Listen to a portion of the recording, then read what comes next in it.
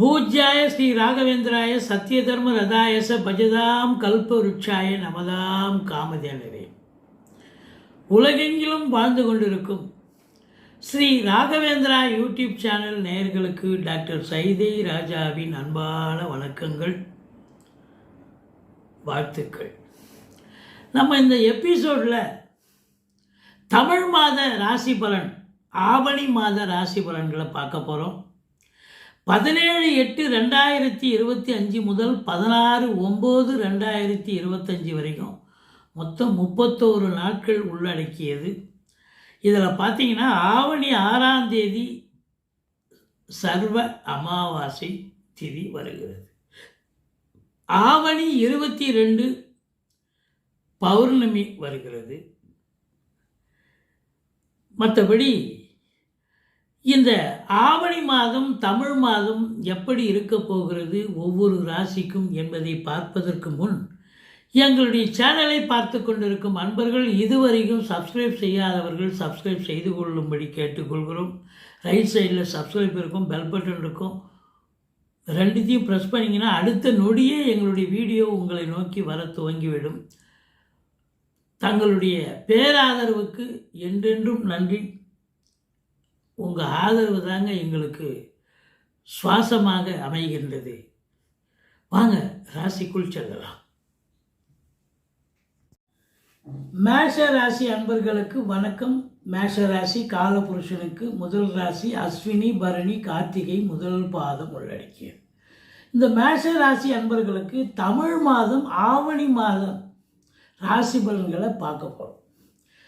இப்போது கிரகங்கள் எப்படி இருக்கின்றன அப்படின்னு பார்த்தீங்கன்னு சொன்னால், இந்த மேஷ ராசிக்கு ராசிநாதன் உங்களுக்கு கன்னியில் இருக்கிறார், 6ஆம் இடத்தில் இருக்கிறார். ருணரோக சத்ருஸ்தானம் சொல்லக்கூடிய இடம். 9க்குடைய குரு பகவான் 3ஆம் இடத்தில் இருந்து 7ஆம் இடம் 9ஆம் இடம் 11ஆம் இடத்தை பார்க்கிறார். இதை பொறுத்தவரையிலையும் பார்த்தீங்கன்னு சொன்னால் கிரகங்களுடைய சஞ்சார நிலைகள் மிக மிக சிறப்பாக இருக்கிறது.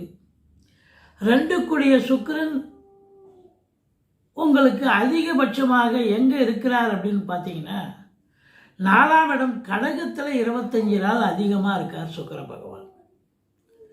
அப்படி பார்க்கும் பொழுது இந்த ஆவணி மாத கிரகங்கள் இந்த மேஷ ராசியில் பிறந்த அன்பர்களுக்கு ஒரு நல்ல பலனையே வாரி வழங்கப் போகிறது அப்படின்னு கண்டிப்பாக சொல்லலாம்.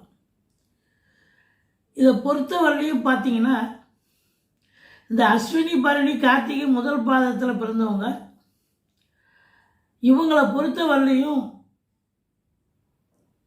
இந்த தமிழ் மாதம் ஆவணி அப்படின்னு சொன்னாலே இந்த சூரிய பகவான் 5ஆம் இடத்தில் கோலோச்சுகிறார், ஆட்சி பெறுகிறார். அப்போ 5க்குடையவன் 5இல் ஆட்சி பெறுகிறார் என்று சொன்னால் சிறப்பான ஒரு நிலை. பூர்வ புண்ணிய ஸ்தானம் வலுப்பெறுகிறது. குலதெய்வத்தினுடைய அனுகிரகத்தால் இந்த மாதம் நீங்கள் தொட்டதெல்லாம் தொடங்க போகிறது, சிறப்பாக அமையும். பிள்ளைகளுடைய கல்வி மேன்மை மிக உன்னதமாக இருக்க போகிறது அப்படின்னு கண்டிப்பாக சொல்லலாம். இந்த ராசிக்கு சனி பகவான் அப்கோர்ஸ் உங்களுக்கு 12ல் இருக்கார், 7.5 சனி நடந்துக்கிட்டு இருக்கு.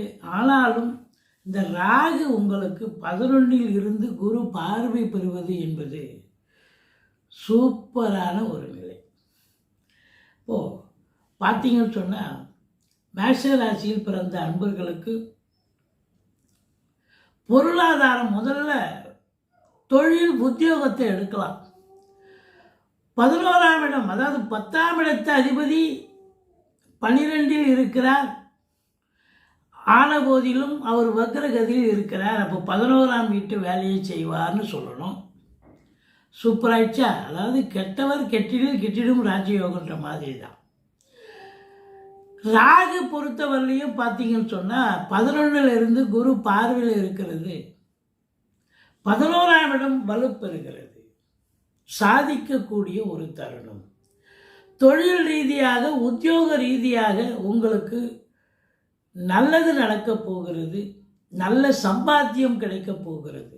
11ஆம் இடம் குரு பார்வையில் இருப்பதும் அங்கு ராகு அமர்வதும் மிக மிக உன்னதமான சிறப்பு. இந்த மேஷ ராசியில் பிறந்த அன்பர்களுக்கு என்னதான் 7.5 சனி நடந்தாலும்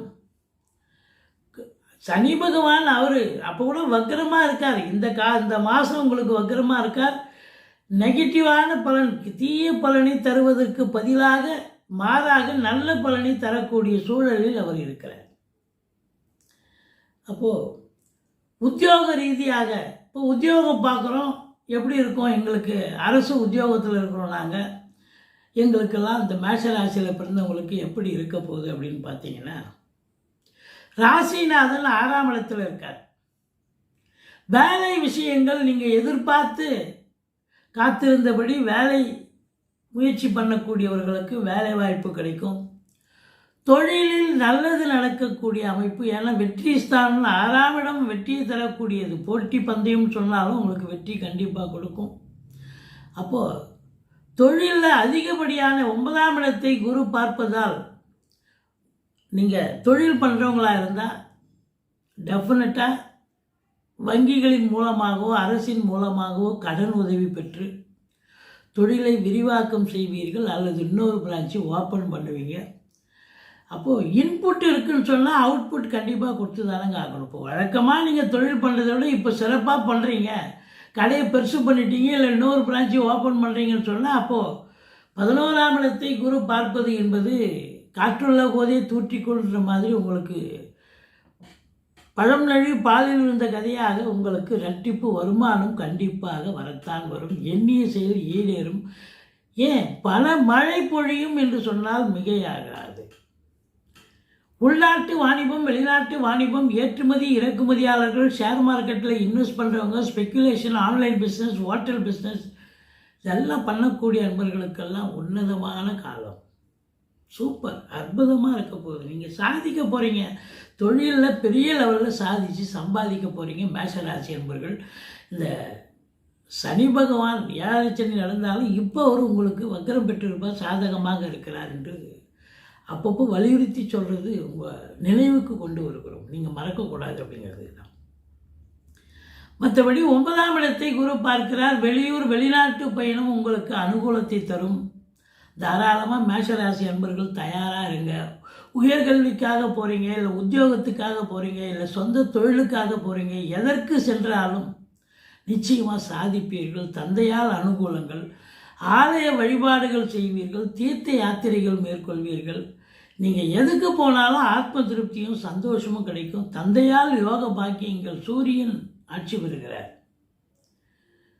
9ஆம் வீட்டை குரு பார்க்கிறார். அப்போது தந்தையால் யோக பாக்கியங்கள், அரசாங்கத்தால் அனுகூலம், அரசியல்வாதிகளுக்கு பொற்காலம் என்று சொல்லக்கூடிய ஒரு அமைப்பு நிச்சயமாக இருக்குது அப்படின்னு நம்ம கண்டிப்பாக சொல்லலாம்.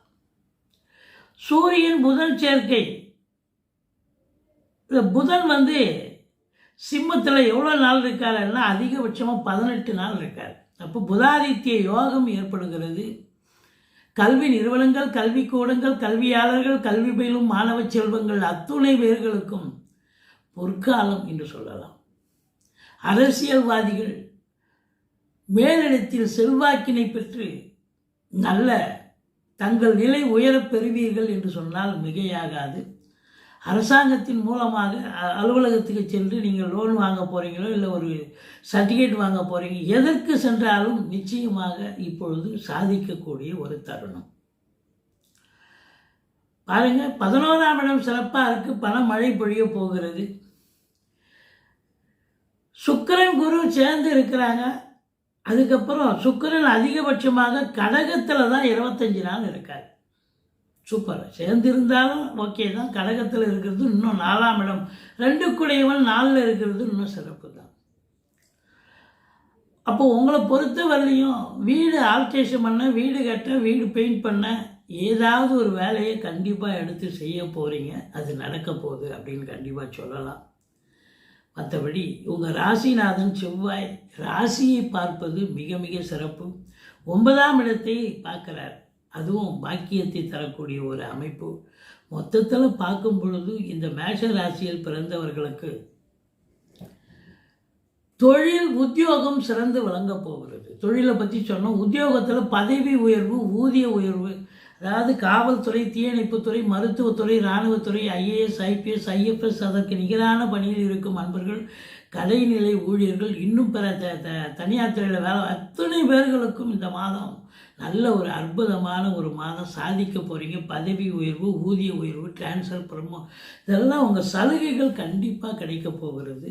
சொந்த தொழில் பண்ணக்கூடியவர்களுக்கு ரெட்டிப்பு வருமானம் கிடைக்க போகிறது. ஒரு சிலருக்கு அரசு கவர்மெண்ட்டில் வேலை பார்க்குறவங்களுக்கு உங்களுடைய இல்லை தனியார் துறையில் வேலை பார்த்தாலும் சரி, உங்களுடைய திறமையை மதித்து உங்களுடைய பாராட்டி கூடுதல் பொறுப்புகள் வழங்குவார்கள். அது கண்டிப்பாக நடக்க போகுது. வெளிநாடு போகணும்னு நினைக்கிறவங்க கண்டிப்பாக அவங்க தரப்பில் ஒரு சிலர் வெளிநாடு போகலாம். கண்டிப்பாக சாதிக்க போகிறீங்க அப்படின்னு கண்டிப்பாக சொல்லலாம். சக்ஸஸான ஒரு மாதம் இந்த மாதம். இந்த மேஷ ராசிக்கு 14, 15, 16 தமிழ் தேதியை தான் குறிப்பிடுறோம். ஆவணி 14, 15, 16 தமிழ் தேதி. இந்த 3 நாளும் சந்திராசிரம நாள். கொஞ்சம் எச்சரிக்கையாக இருந்துக்குங்க.